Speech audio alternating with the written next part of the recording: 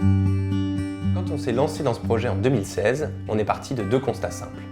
Le premier, c'est que c'est de plus en plus difficile de faire se déplacer les médecins traitants à domicile. Et le deuxième, c'est que la plupart des personnes dépendantes, elles voient déjà chez elles des infirmiers quasiment au quotidien. Et c'est en voulant travailler sur cette collaboration entre infirmiers et médecins qu'on est arrivé à la télémédecine. Alors l'APMAD est une association qui porte le SIAD de Saint-Fargeau-Ponthierry en Seine-et-Marne et le SIAD accompagne 80 personnes en perte d'autonomie. Pour certains patients, il était devenu très compliqué de trouver un médecin traitant ou de se déplacer au cabinet médical. Quand j'ai entendu parler du projet télémédecine, j'ai sauté sur l'occasion.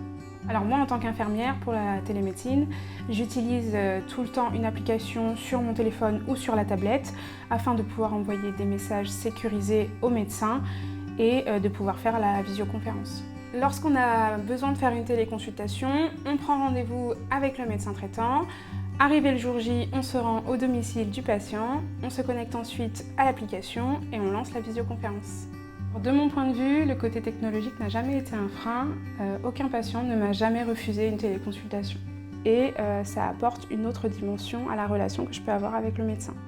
Avoir un infirmier à domicile, pour moi, est quelque chose qui est indispensable. Tout d'abord, l'infirmier, c'est le professionnel de santé qui connaît le mieux le patient, car il est au contact de lui beaucoup plus régulièrement que moi. Et la deuxième chose, c'est que durant la téléconsultation, il va pouvoir faire un examen clinique, comme notamment prendre une tension ou utiliser le stéthoscope connecté afin que je puisse écouter son cœur ou ses poumons. Bien sûr, la téléconsultation, elle ne doit pas remplacer les visites à domicile, c'est pas le but, et on ne peut pas traiter toutes les situations. Néanmoins, sur 15 minutes, je vais pouvoir faire une consultation avec mon patient plutôt que prendre 45 minutes de mon temps pour pouvoir faire une visite à domicile. Ce qui va me permettre de mieux suivre les patients, de les voir plus facilement, plus régulièrement et de concentrer vraiment mes visites à domicile pour des situations qui en ont vraiment besoin. Les professionnels des services à domicile sont les intervenants du cercle de soins qui passent le plus de temps auprès du patient et des personnes fragiles.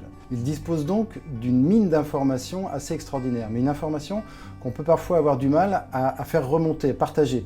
La télémédecine va véritablement nous aider, favoriser cet échange d'informations entre ces professionnels et les médecins au profit du patient et du système de santé. Alors début 2018, on a lancé une première expérimentation avec le programme PAERPA avec le soutien de l'ARS Île-de-France. Et depuis fin 2018, il y a une quinzaine de SIAD qui ont rejoint l'aventure et on travaille également avec des infirmiers libéraux qui viennent de négocier des financements avec l'assurance maladie.